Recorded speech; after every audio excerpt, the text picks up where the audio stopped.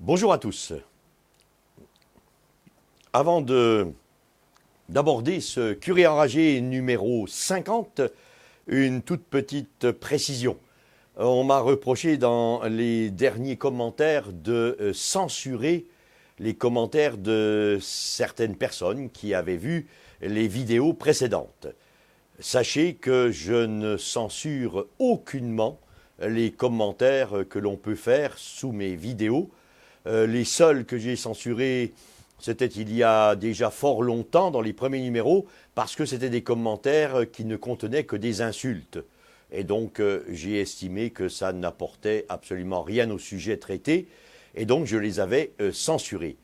Maintenant, si certains d'entre vous sont censurés au moment où ils écrivent des commentaires, qu'ils contactent YouTube, qui probablement censure certaines allégations, mais ça n'est pas ni moi-même ni mon technicien qui censureront ce que vous écrivez sous mes vidéos. Donc, nous voilà arrivés au curé enragé numéro 50. Ce curé enragé va être consacré à Vincent Lambert. Vous le savez, Vincent Lambert a eu un accident de voiture le 29 septembre 2008 et il est devenu, à cause de cet accident, tétraplégique, donc handicapé lourdement.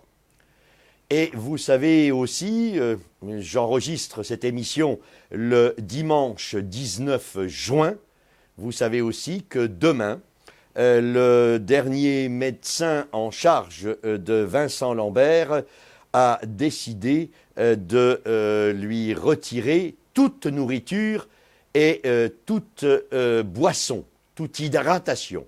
Autrement dit, à partir de demain, Vincent Lambert devrait commencer une agonie qui durera plusieurs jours où il va manquer d'eau et de nourriture. Tout simplement, on va l'assoiffer et l'affamer. Et mort s'en suivra. Devant de tels agissements, il nous faut quelque peu réfléchir.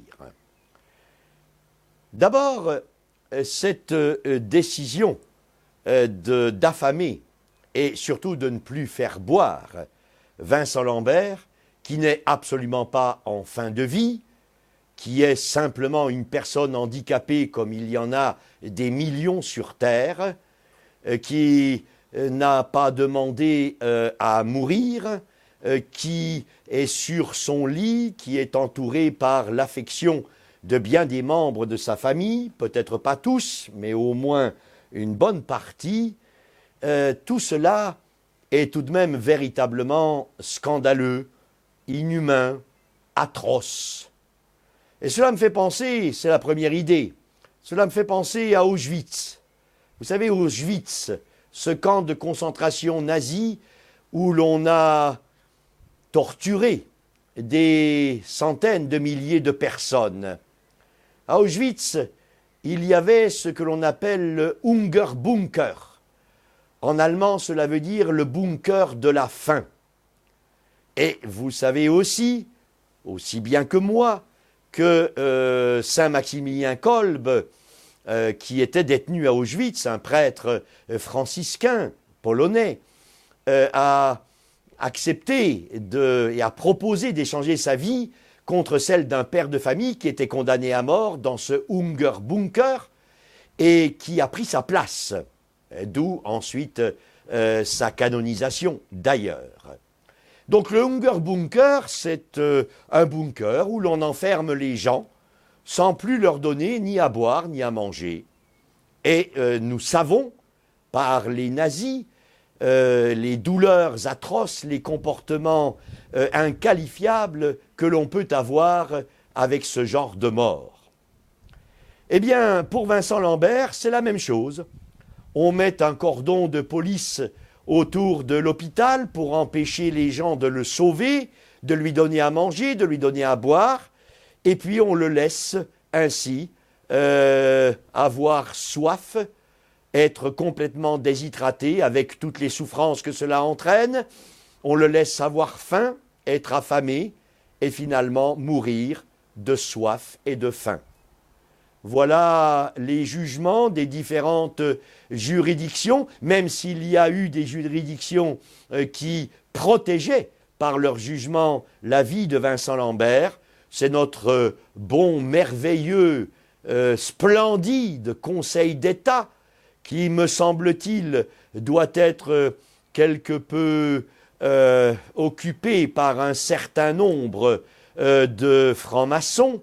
C'est notre splendide Conseil d'État qui a déclaré qu'on pouvait mettre fin à la vie d'un handicapé lourd, certes. Son handicap est lourd à Vincent, mais c'est tout.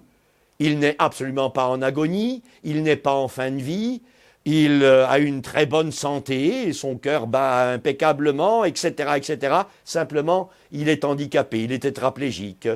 Mais donc, en France, le Conseil d'État a dit que finalement, les personnes handicapées n'ont pas le droit de vivre, même si c'est simplement, elles ne nécessitent simplement que des soins de kiné ou simplement leur donner à manger, leur donner à boire. Ah non, c'est trop, c'est trop. Et le Conseil d'État pense qu'il nous faut des Français blonds, aux yeux bleus, de type à rien.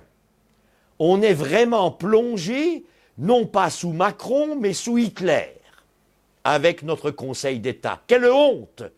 Quelle honte pour des magistrats! Quelle honte! Quelle déshumanité!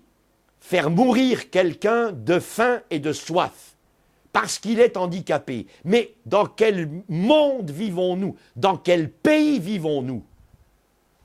Alors, un peu d'historique pour rester dans un cadre un peu scientifique, en quelque sorte objectif.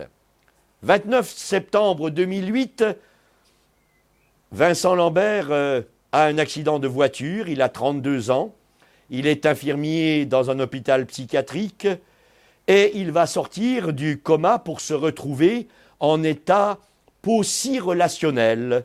Pauci en latin ça veut dire pauvre, petit.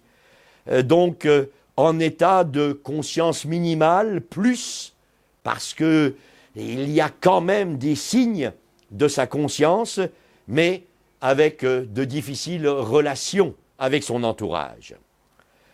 Le 17 mars 2009, pendant 3 mois, on lui fait de la kinésithérapie qui lui fait un bien fou, et en septembre 2012, le docteur Cariguer, son premier médecin, lui permet même quelques jours de vacances dans la maison familiale, sans aucune restriction d'aucune sorte.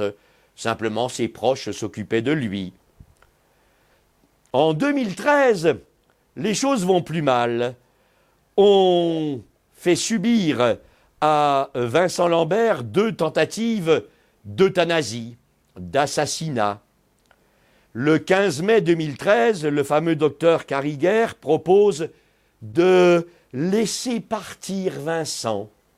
Voilà, comme les nazis dans le Hunger Bunker laissaient partir les juifs et les bons catholiques. On laisse partir, on ne donne plus à manger, on ne donne plus à boire. Quel beau vocabulaire! Quel beau vocabulaire de mensonge! Il va supprimer son alimentation et son hydratation en ne lui faisant boire que 20 centilitres par 24 heures, c'est pas beaucoup. C'est à peu près le verre de pastis que j'ai à côté de moi.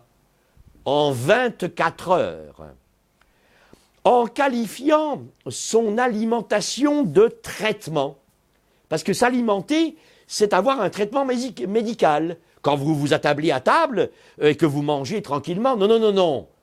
Ça n'est pas une alimentation, c'est un traitement. Et alors on va dire, ah oui, mais pourquoi finalement s'acharner sur Vincent Lambert et finalement lui donner des traitements médicaux qui sont déraisonnables, qui sont absolument pas calculés et qui finalement aboutissent à un acharnement thérapeutique. Des traitements, mais quels traitements? Donner à manger à quelqu'un, donner à boire à quelqu'un, c'est lui administrer un traitement médical. Mais quel mensonge, là encore, quel mensonge. Le 20 avril 2013, un des frères de Vincent, un de ses frères, remarque qu'on ne le nourrit plus. Bien sûr, personne n'avait été prévenu, parce que tout ça se fait d'une manière feutrée. On ne veut pas avertir que l'on tue quelqu'un, alors on le fait dans la plus grande discrétion. Et finalement, il va provoquer une bataille juridique, des procès en référé, des procès devant le tribunal administratif de Châlons-en-Champagne, lequel tribunal administratif dira bien que on n'a pas le droit de tuer Vincent et qu'il a droit à la vie, qu'il a droit à être nourri et à pouvoir être hydraté, à ce qu'on lui fasse boire. Et simplement, Vincent subit un handicap lourd. Il n'est pas en fin de vie. Bataille juridique sur bataille juridique, on refuse finalement cette solution qu'avaient de bons juristes, à savoir de dire qu'il s'agissait d'une obstination déraisonnable, puisque simplement on fait vivre une personne handicapée. Le Conseil d'État va ordonner enquête sur enquête, mais les enquêtes seront déjà orientées. On va demander, par exemple, au médecin de déterminer si Vincent Lambert a des lésions irréversibles ou non. Et alors, s'il a des lésions irréversibles, ça mérite la peine de mort?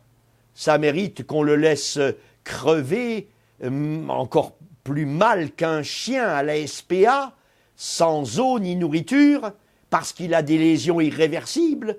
Mais tout le monde en a des lésions irréversibles. Qu'est-ce que ça veut dire? Et puis, deuxième question que posait le Conseil d'État, sa capacité à communiquer. Ah bon, parce que il faut savoir parler, bien parler, être maître en rhétorique, avoir des relations exceptionnelles avec tout le monde pour avoir le droit de vivre en France. Et si on se tait, et si on n'a plus de relations, de paroles, de relations, d'échanges intellectuels, alors si on est un imbécile, il faut nous tuer? Le 24 juin 2014, le Conseil d'État va autoriser l'assassinat de Vincent en qualifiant cet assassinat de légal. Bien entendu, encore un jeu de mots. Le 5 juin 2015, la Cour européenne des droits de l'homme, qui ne doit pas être très très loin non plus de la franc-maçonnerie quand on connaît le Conseil de l'Europe et toutes ces choses de Bruxelles, eh bien, va dire là encore, ah mais vous avez le droit de tuer Vincent Lambert. Cependant, les médecins autour de lui ne vont pas appliquer la sentence de mort. Ils ne vont pas arrêter l'alimentation et l'hydratation de Vincent. Et c'est pour ça qu'il est encore là aujourd'hui, bien vivant, comme vous et moi. Le 10 mars 2016, on confie la tutelle de Vincent à sa femme Rachel, et le 5 décembre 2016, Vincent tente de vocaliser 4 fois devant ses parents. Autrement dit, il avait bien reconnu ses parents. Un fils qui reconnaît sa maman, un fils qui reconnaît son papa. On va le tuer en lui disant « t'es trop handicapé parce que tu n'arrives pas à bien prononcer certaines paroles ». Et puis, il va aussi tenter de vocaliser des mots avec 2 de ses aides-soignantes. Comme quoi, le cerveau de Vincent, il est bien toujours là, même s'il a des lésions. Le 9 avril 2018, nouvelle tentative, bien sûr, de la part de certains médecins et des tribunaux de provoquer la mort de Vincent. Le 12 avril 2018, Viviane, la maman de Vincent, s'adresse au président Macron en le suppliant de faire grâce. Elle va réitérer sa demande le 6 juin 2018. Et puis, en début 2019, reprise de la querelle juridique, avec procès contre procès, appel, etc., etc. Et le 3 mai, l'ONU, dans l'organe qui est spécialisé pour les personnes handicapées, l'ONU demande à la France officiellement de ne pas faire mourir Vincent, de continuer à le nourrir et à le faire boire. Le 10 mai dernier, il y a à peine quelques jours, la France va passer outre le droit international et ce désir de l'ONU dans son organe spécialisé pour les personnes handicapées de laisser Vincent vivre. Et donc le docteur Sanchez, le dernier médecin en titre de Vincent, qui a le pouvoir de vie ou de mort sur lui, a annoncé arrêter demain, autrement dit le 20 mai 2019, a annoncé qu'elle va arrêter demain l'alimentation et l'hydratation de Vincent pour le faire mourir dans l'espace de quelques jours. Les souffrances de Vincent ne sont pas évoquées. Nous sommes véritablement, avec ce fait, nous sommes véritablement dans une culture de mort, comme l'annonçait d'une manière prophétique Saint Jean-Paul II. Voilà les faits. Maintenant, tout de même, quelques signes d'espérance. Vincent Lambert est dans un coma qui est partagé par bien d'autres accidentés de la route, mais un coma dont on ne sait s'il va se terminer un jour ou pas. En effet, Mounira Omar, une femme de 32 ans, accidentée de la circulation en 1991 en emmenant son fils à l'école, va tomber dans le coma. Elle va être transférée dans un hôpital en Allemagne. Elle restera dans le coma 27 ans. Tenez-vous bien, 27 ans. 20 ans plus 7 ans. 27 ans dans le coma. Et elle va se réveiller en mai 2018. Elle est maintenant retournée chez elle. Son état est stable. Elle subit un traitement neurologique et une physiothérapie. Vous pouvez vérifier cette information sur le Figaro du 24 avril dernier. En coma profond et déclaré mort, tenez-vous bien, coma profond déclaré mort, un jeune de 17 ans se réveille avant qu'on lui prélève ses organes. Il a eu chaud, parce qu'il se serait réveillé, il n'aurait plus de rein, ni de cœur, ni etc. Il se réveille avant le prélèvement de ses organes, le 16 mai 2019. Vous trouvez cette information dans Mediapresse Info. Il était resté dans le coma pendant 5 mois. Il retourne maintenant au lycée. Il a eu un accident de mobilette. Il s'appelle Lorenzo Mori. Donc c'est non pas le 16 mai 2019 qu'il se réveille, mais le 16 mai 2019 que l'on connaît ce cas dans Mediapresse Info. Autre exemple, puisqu'on parle tellement de ce coma de Vincent Lambert, autre exemple, en Italie toujours, un Tunisien se réveille après 10 ans de coma pour son 27e anniversaire, après un accident de voiture. Vous trouvez cette information sur le site Capitalis. Autre exemple, peut-être plus connu, Michael Schumacher. Vous savez, ce grand pilote, pas forcément ami, comme moi d'ailleurs, des radars sur les autoroutes au bord de la route qui vous font perdre des points et payer l'État. Ce Michael Schumacher, rappelez-vous, il s'est réveillé après 6 mois de coma, le 16 juin 2014.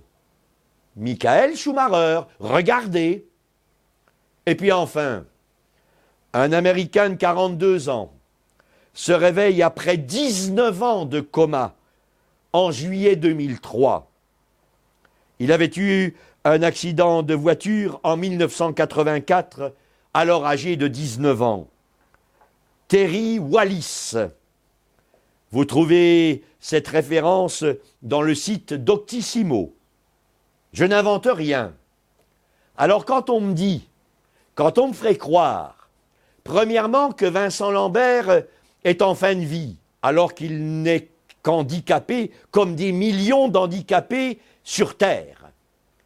Quand on me fait croire que Vincent Lambert ne pourra jamais sortir d'aucun coma, qui est-on pour dire des choses pareilles?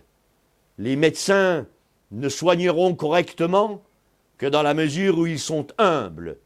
Le coma est une chose mystérieuse. Des gens en sortent après 27 ans, 10 ans, 15 ans, 6 mois. Ils en sortent quelquefois, d'autres fois ils n'en sortent pas.